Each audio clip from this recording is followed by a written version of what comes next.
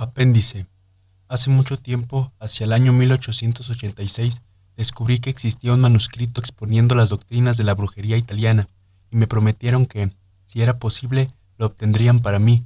Durante un tiempo estuve desilusionado, pero le pedí a Magdalena, mi colaboradora en recoger los mitos populares, que mientras ella llevaba una vida errante en la Toscana, hiciera un esfuerzo para poder obtener algo sobre el tema. Ya por fin me mandó, el 1 de enero de 1897, en el valle del Elsa, cerca de Siena, el manuscrito titulado Aradia o el Evangelio de las Brujas. Obsérvese que cada punto principal que forma este evangelio, tal como que Diana es la reina de las brujas, su socio Herodius, Aradia, en sus relaciones con la brujería, que ella tendrá un hijo de su hermano el Sol, aquí Lucifer, que como diosa de luna está en relación con Caín, el cual vive preso de la luna, y que las brujas antiguas eran gentes oprimidas por los señores feudales, antiguas venganzas entre ellas mismas en cada situación, y practicando aquelarres a Diana, que la Iglesia catalogó como cultos satánicos. Todo esto, repito, me había sido escrito en varios envíos por Magdalena, por no hablar de otras autoridades, incluso como había sido hecha la crónica por Horst o Michelet. Por lo tanto, todo esto está en el presente documento de menor importancia. Aunque era esto lo que esperaba, lo que no me imaginé y que era nuevo para mí, era esa parte en que se da como poesía y prosa y acaba siendo verso. Esto, siendo tradicional y proviniendo de magos, es extremadamente curioso e interesante, ya que en ellos se conservan muchas reliquias de la ciencia que, como se puede verificar en registros, proviene de antaño. Aradia es evidentemente Herodius, quien se consideró en principio junto con Diana como jefe de las brujas. Esto no era, como hice constar, derivado del Herodias del Nuevo Testamento, más bien una copia más cercana a Lilith, llevando el mismo nombre. Es, de hecho, un identificador del Ario y de las reinas de Shemíticas del cielo, o de la noche y de la brujería, y puede que esto fuera conocido por los primeros autores del mito. Hasta antes del sexto siglo, el culto a Herodios y Diana por las brujas fue condenado por un concilio de la Iglesia en Anicra. Pipernus y otros escritores comprobaron la identidad evidente de Herodius con Lilith. Isis precedió a ambos. En este poema, Diana es representada enérgica y dramáticamente como una diosa impía y abandonada por los demás dioses, diosa de los ladrones, rameras y ciertamente de los acólitos de la luna, como gustosamente Falstaff los llamó. En la Roma antigua, así como en la India moderna, se reconoció que ningún ser humano puede ser tan vil como para perder la protección divina de una clase u otra, y Diana era esta protectora. También es de observar que entre todos los filósofos de libre pensamiento, educados plebeyos, literatos y bohemios, hubo alguna vez una tendencia poco ortodoxa de creer que todos los defectos y errores de la humanidad son más debidos, si no totalmente, a causas inevitables en las que no podemos hacer nada, como por ejemplo la herencia, el nacimiento de salvajes, la pobreza, el vicio, el fanatismo, los abusos, la virtud o la Inquisición, es decir, que estamos tan sobrecargados de pecado con el que nacemos que ni todo nuestro libre albedrío puede liberarnos de ello.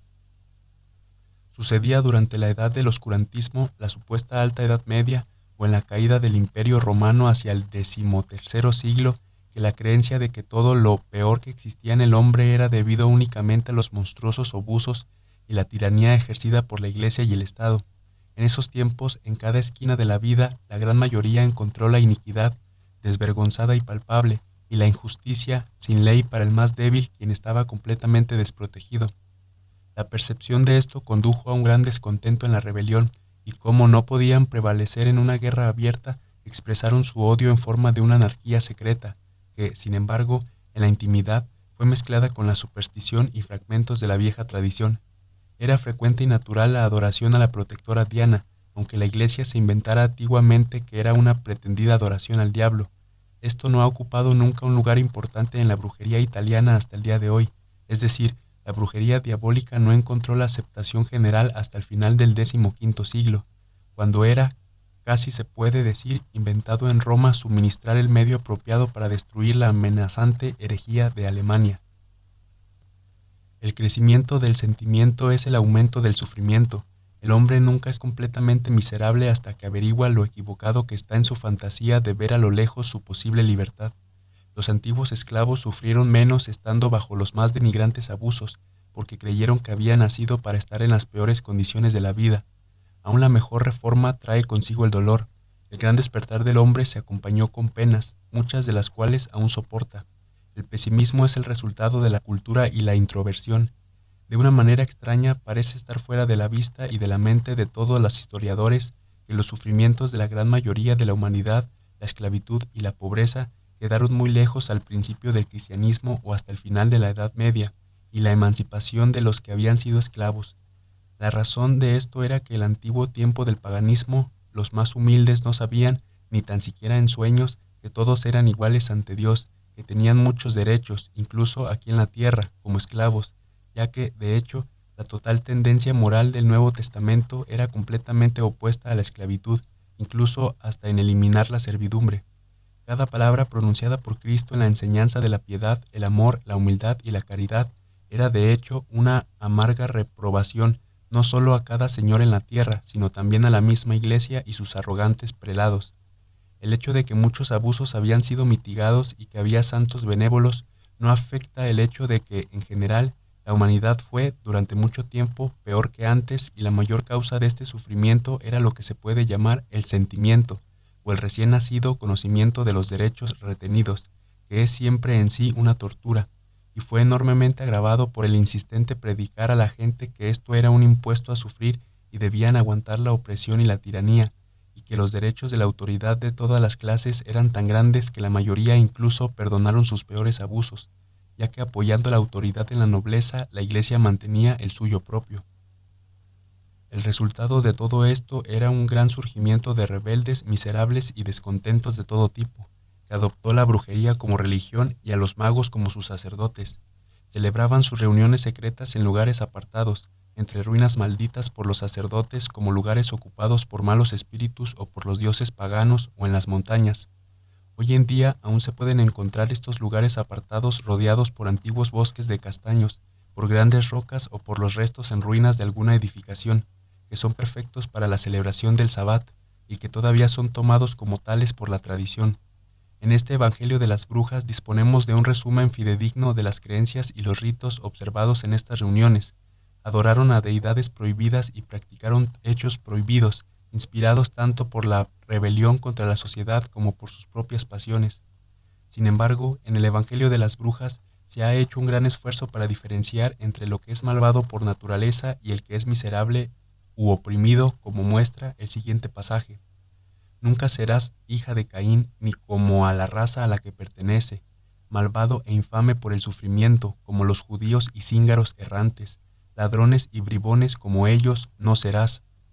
Es sabido que en la cena de las brujas, la comida elaborada con bizcochos o tortas, sal y miel, se le da forma de media luna. Hoy en día aún siguen elaborándose así. Yo mismo los he comido, y aunque son conocidos en todas las partes del mundo, deben su forma a la tradición. En el conjunto de la comida hay una tradición muy curiosa presentada en el sentido de que los brillantes granos de trigo son como los rayos del sol, y ese resplandor se asemeja a los brillantes luciérnagas que vienen a traer luz. Es, sin dudas, una tradición clásica, pero que no puedo verificar. En este momento el Evangelio cita una común canción infantil que puede encontrarse en cualquier cuento de cuna, aunque, como otros, procede de las ciencias de las brujas, ya que la luciérnaga es encerrada en un recipiente de cristal y se la conjura para que dé sus respuestas de luz. En el conjuro del pan, siendo literalmente nuestro cuerpo quien contribuye a formarlo y profundamente sagrado por haber estado en la tierra, donde oscuros y maravillosos secretos esperan, parece dar una nueva luz al sacramento cristiano. Es una forma de tipo de resurrección de la tierra y por lo tanto fue usado en los misterios y en la Cena Santa. El grano había pertenecido a los secretos que están bajo la tierra en la oscuridad, así hasta los gusanos son invocados en la brujería moderna, como relacionados con los misterios oscuros. El bastón de pastor para ganar el poder de Orfic debía enterrarse 3 días en la tierra, y así todo era y es. En la brujería, una especie de salvaje poesía basada en símbolos, la mezcla de lo uno en lo otro, la luz y la oscuridad, las luciérnagas y el grano, la vida y la muerte.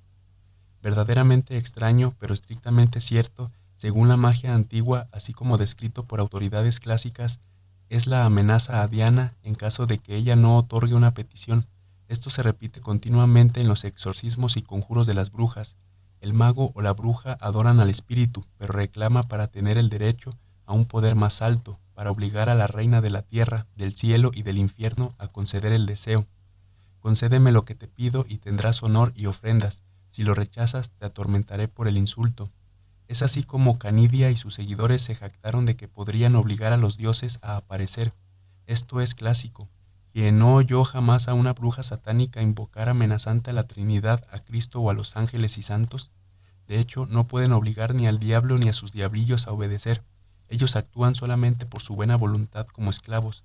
Pero en la antigua ciencia italiana, el brujo o la bruja van a todo o nada y se dirigen al poder ilimitado. De la creencia antigua en las virtudes de una piedra perforada no tengo nada que decir, pero debo comentar que en la invocación la bruja sale por la mañana muy temprano a buscar verbena.